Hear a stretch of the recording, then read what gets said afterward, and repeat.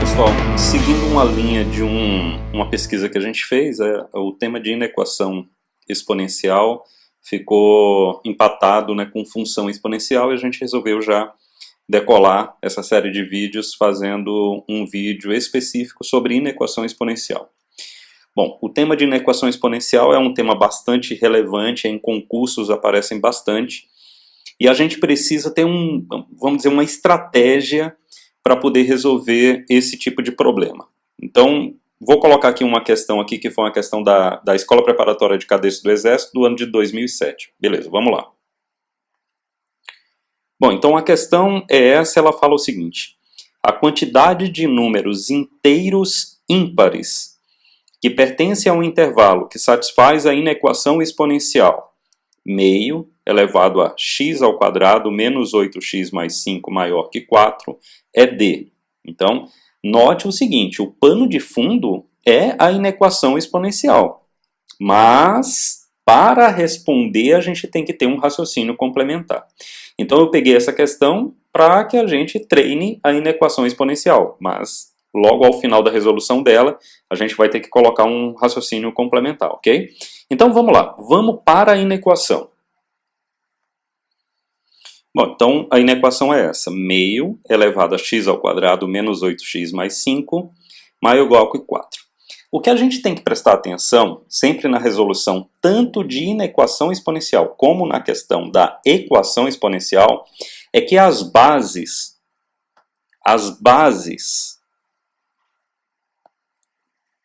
de preferência elas têm que ser iguais. E aqui a gente está notando que uma é 1 meio, e a outra é 4. Então, por enquanto, a gente não está com essas bases iguais. O que é que a gente pode fazer? A gente pode transformar 4 através de fatoração em meio, elevado a alguma coisa, ou transformar meio em 2 elevado a menos 1, e o fatorar o 4 para também transformar na mesma base, que é a base 2. Ok? Então, vamos pensar no seguinte, eu vou partir para a estratégia de transformar 4 em meio, ok? Então, vamos lá, vamos ver como é que eu vou fazer isso. Então, 4 é a mesma coisa que 2 elevado a 2. Eu chego a essa conclusão simplesmente fatorando o número, né? Por 2 dá 2, por 2 dá 1, ou seja, 4 é igual a 2 elevado a 2, ok? Então, é basicamente a fatoração que resolve para mim o problema. Tá, mas eu não quero que a base seja 2. Eu quero que a base seja meio. Então, o que é que eu faço? Se eu inverter a base, ou seja, de 2 para meio, eu tenho que trocar o sinal do expoente. Certo? Então, esse 2, que era mais 2, passa a ser menos 2.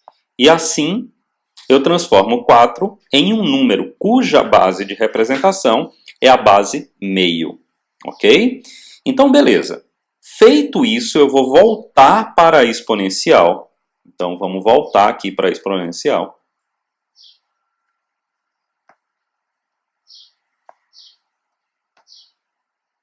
Opa, desculpa. Então, vamos lá. Vamos voltar aqui para a exponencial.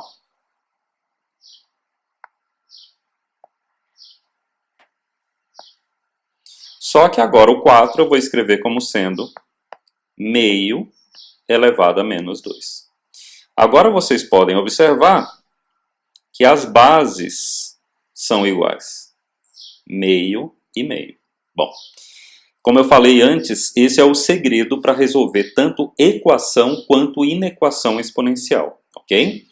O detalhe agora é o seguinte, qual a relação que se dá entre os expoentes? Então, entre os expoentes, essa relação de maior pode mudar. E ela muda quando? Aí a gente tem que observar as bases. Quando as bases são maiores do que 1, o sinal de desigualdade entre os expoentes não muda. Agora, quando as bases estão entre 0 e 1, porque por uma questão de definição das exponenciais, as bases ou estão entre 0 e 1, ou são maiores do que 1. Elas não podem ser negativas, elas não podem ser nulas e não podem ser unitárias. Então, entre 0 e 1, ou maior do que 1. Quando as bases estão entre 0 e 1, o sinal da desigualdade entre os expoentes muda. Quando as bases são superiores a 1, o sinal de desigualdade entre os expoentes não muda. Ora, essas bases são meio, e meio está entre 0 e 1. Portanto, olha como é que vai ser escrito, ou escrita, a relação entre os expoentes. Ok? Podem observar que do original, da relação original para a relação entre os expoentes, o sinal de desigualdade que era maior passou a ser menor. Ok? Isso se dá pelo fato das bases, que são meio, estarem entre 0 e 1. Ok? Agora, deixou de ser uma inequação exponencial e passou a ser uma inequação de segundo grau. Então, vamos lá. Eu vou passar o menos 2 para o membro do lado esquerdo, então vai ficar x2 menos 8x. O mais 5 recebe o menos 2 com sinal contrário, então fica 7, igual a 0. Tá? É uma inequação de segundo grau, então tem que lembrar que a inequação de segundo grau é a equação de segundo grau ela é desenhada por uma parábola, e a gente tem que ver aí qual a região que nós estamos procurando. Se nós formos atrás das raízes, bom, essas raízes devem dar 1 e 7, mas vamos chegar lá. O discriminante, ou delta, aqui é b ao quadrado, então 64, menos 4 que multiplica a, que é 1 vezes 7, então isso aqui dá 28. Bom, 64 menos 28, isso aqui dá 36. E as raízes, que são menos b, mais ou menos raiz de delta sobre 2a, 8 mais 6, 14 dividido por 2, 7, 8 menos 6, 2 dividido por 2, 1. Ou seja, as raízes realmente são 7 e 1. E aí olha que coisa interessante. Essa parábola, ela assume esse formato.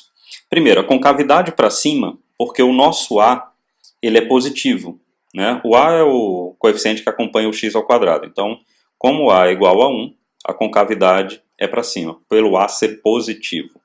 Né? As raízes, a gente viu, 1 e 7, a gente calculou. Ok? Ou seja, como nós estamos procurando a região da parábola menor do que 0, essa região é exatamente essa região que fica abaixo do eixo do x. Ou seja, para valor de x entre 1 e 7, esse intervalo, nós temos essa parábola menor do que 0. Ou seja, o conjunto solução para a inequação do segundo grau é x pertencente aos reais, tal que 1 é menor do que x e x é menor do que 7. Beleza? Ok. Dessa forma, a gente resolveu a exponencial. Porém, lembrem que o enunciado da questão exigia um raciocínio complementar. Qual era ele? Ele perguntava assim, ó, a quantidade de números inteiros ímpares. Ok. Nesse intervalo, qual é a quantidade de números inteiros ímpares? Ou melhor, quais são os números inteiros ímpares? Bom, nesse intervalo, colocado aqui, nós temos o 3 e o 5 como sendo os dois números inteiros ímpares. Alguém pode perguntar, Luiz, mas e o 1 e o 7 também são inteiros e também são ímpares. Eles entrariam nesse conjunto? Não. Eles não entrariam porque na desigualdade não tem o sinal de igual. Se tivesse o sinal de igual, o 1 e o 7 também entrariam. Então, esse é o desafio do raciocínio complementar que essa questão exige. Portanto, a resposta aqui são os números inteiros ímpares que obedecem a essa inequação, que resolvem essa inequação, o 3 e o 5, né? Porque os ímpares seriam 1, 3, 5, 7, só que só o 3 e o 5 estão nesse intervalo. Pois bem, a resposta é a letra B. Letra B. Dois números ímpares. Ó, a letra A é um número ímpar, não resolve. 3 números ímpares também não. 4 números ímpares, essa é a pegadinha. Porque se alguém colocasse o 1 e o 7, marcaria a letra D. E 5 números ímpares está fora. Então, pessoal, essa é a técnica de resolução de inequação exponencial. E eu espero que sirva aí para abrir a visão de vocês para esse conteúdo. Valeu? Um forte abraço a todos, acompanhem aí os nossos vídeos e se inscrevam no nosso canal. Façam o favor de compartilhar o nosso canal com todos os amigos que você puder, obviamente, desde que você goste do vídeo que a gente posta aqui, ok? Valeu, forte abraço a todos.